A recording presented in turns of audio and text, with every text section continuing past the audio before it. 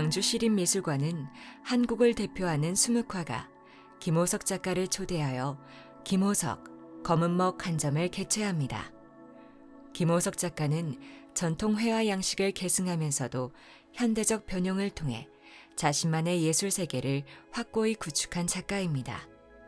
이번 전시 타이틀 김호석 검은먹 한 점은 작가의 화집 모든 벽은 문이다에 수록된 검은먹 한 점으로 자연과 인간의 본질을 그려내고자 노력해왔다라는 글에서 차용한 것입니다.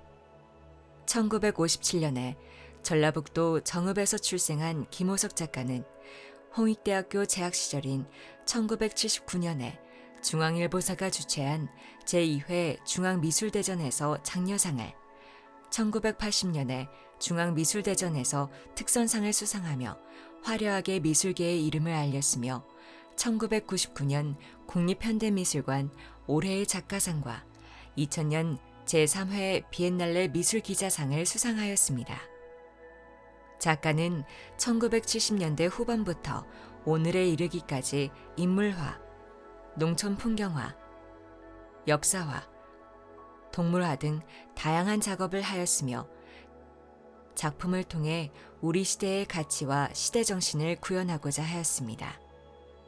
이번 전시에서는 작가의 초기 작품 도시 풍경 시리즈를 비롯하여 작가의 대표 작품들과 5.18 광주 민주화 운동을 주제로 한 신작이 같이 전시되며 작품의 주제에 따라 이 땅의 흔적, 우리 시대의 초상, 한 걸음 나아가, 필묵의 울림이라는 4개의 섹션으로 구성되었습니다.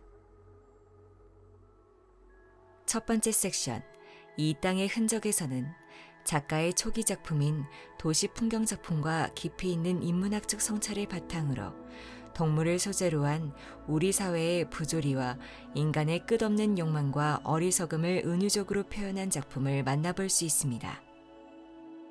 첫 번째로 보실 작품은 아파트입니다.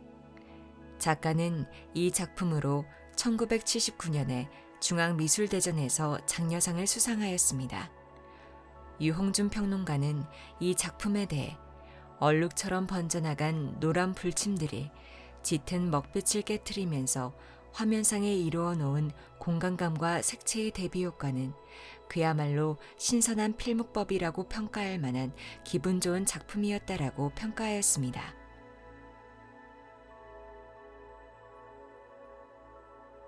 예술을 통하여 정신에 대한 깊이를 어떻게 압착시켜서 밀고 갈 수 있을 것인가. 만약에 그것이 모든 것을 비우고 빼고 빼서 혹시라도 최대 공약수의 점 한 점으로 인생의 생명력과 우주의 근본 원리를 그릴 수 있다면 그것이 내가 지향해야 할 점이다라는 생각이 들면서 한편으로는 좁은 생각에 갇히기도 하고 한편으로는 그것이 욕심으로서 더 이상 밀고 갈 수 없는 한계에 부닥치기도 하면서 상을 받은 지 한 40년이 되어버렸어요. 김호석 작가는 동물화 작업을 꾸준히 하고 있으며 동물을 소재로 인간의 어리석음, 욕망, 그리고 우리 사회의 부조리를 은유적이면서 풍자적으로 보여주고 있습니다. 이번에 전시된 굴비는 작가의 대표적인 초기 동물화 작품입니다. 작가는 굴비 시리즈를 통해 5.18 광주 민주화 운동에서 희생된 광주 시민들의 처참한 모습과 더불어 굴비처럼 엮어 살아가는 고달픈 민초의 삶, 우리의 삶을 표현하였습니다.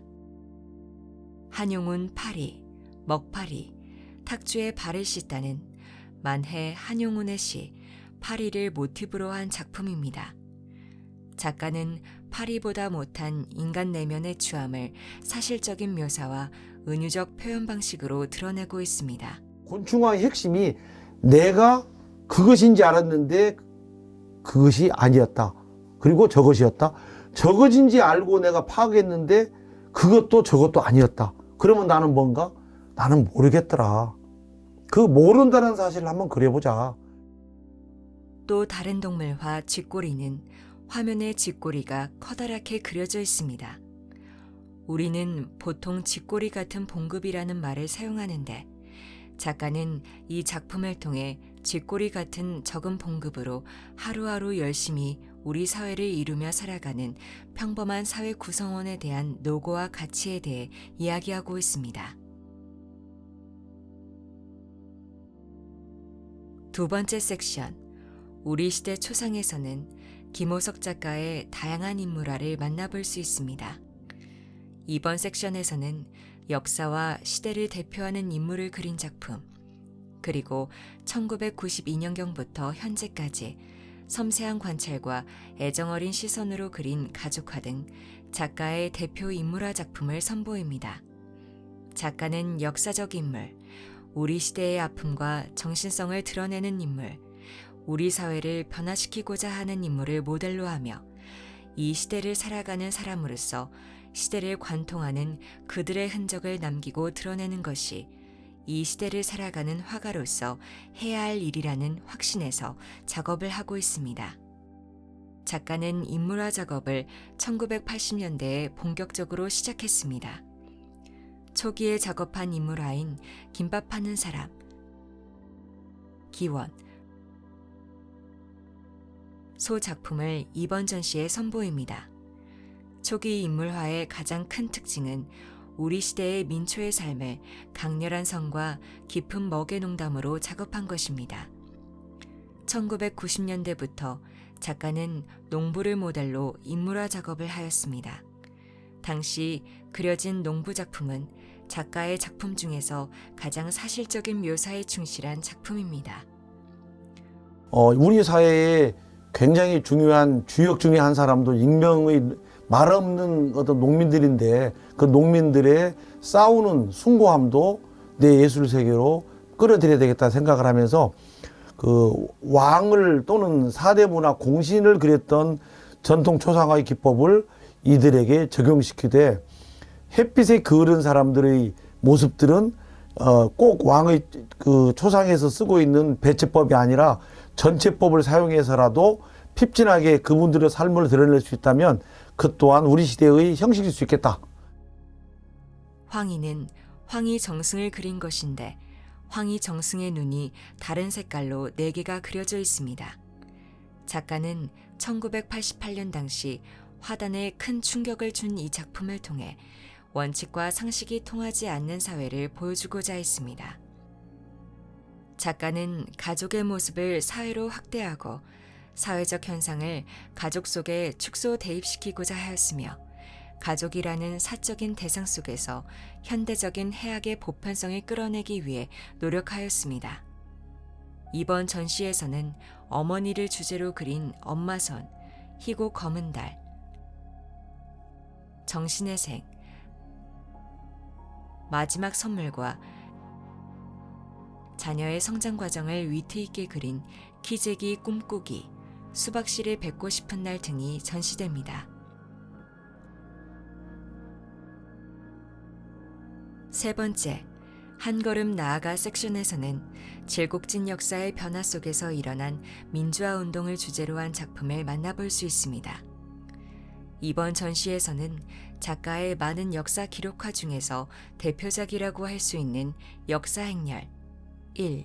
죽음을 넘어 민주의 바다로, 고부에서 서울까지, 광주 민주화 운동, 광주 민주화 운동사 등이 전시되며 5.18 광주 민주화 운동을 주제로 한 신작 모기는 동족의 피를 먹지 않는다, 표적, 이강진, 대가 난다 등을 처음으로 선보입니다. 이번에 전시되는 신작 모기는 동족의 피를 먹지 않는다는 한용운의 시 모기를 모티브로 제작된 작품입니다. 모기는 동족의 피를 먹지 않는다 시리즈는 M16 탄흔의 흔적을 사실적으로 그리고 있습니다. 이 작품을 통해 작가는 5.18 광주 민주화 운동 당시 민간인들에게 정조준 사격이 이루어졌음을 은유적으로 드러내고 있습니다. 독립운동을 하면서 실제로 일본 놈의 앞잡이 노릇을 하고 독립운동을 하고 있는 사람들을 밀고 해서 피해를 주고 있는 과정을 통해서 인간의 비루함, 그리고 한민족이 한민족을 이렇게 죽음에 이르게 만들고 있는, 그 다음에 반대의 입장에서 이 운동을 저해시키고 있는 그러한 걸 인물과 인간과 어떤 모기, 다음에 파리 같은 것을 비유적으로 이렇게 해놓은 시가 있더라고요. 그래서 그 시를 빗대어서 그냥 모기를 그리고 한쪽에는 사람을 그린 게 아니라 탄착군을 형성시켰던 0점을 잡아가지고 집중적으로 사람의 가슴 또는 머리에 총알을 집중 세례했던 그림을 같이 붙여놓는 그림이 하나가 있고요. 작가는 인간이 인간을, 군부대가 시민을 정조준에서 살인한 그 비탄의 현실을 또 다른 신작 표적 작품에서도 보여주고 있습니다.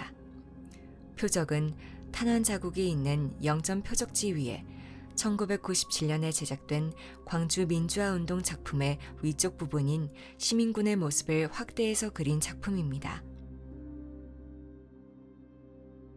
그날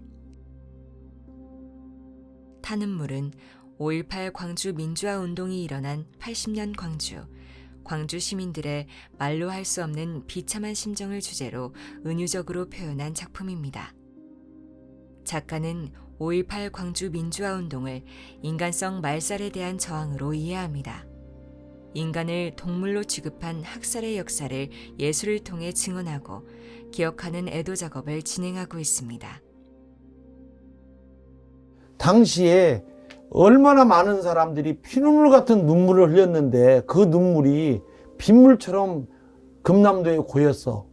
그런데 마지막 흩뿌려져 있는 벚꽃이 눈물의 가장자리에 딱 붙어서 떨어지지 않아. 이 눈물은 결국은 꽃의 눈물이고 꽃눈물로 지금은 바뀔 것이야.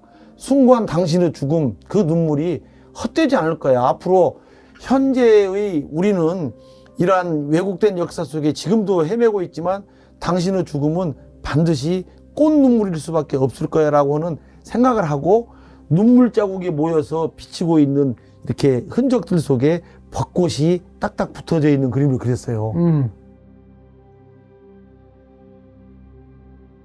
필묵의 울림 섹션에서는 우리 사회와 삶에 대한 희망, 정화의 메시지를 전하는 작품이 전시되어 있습니다.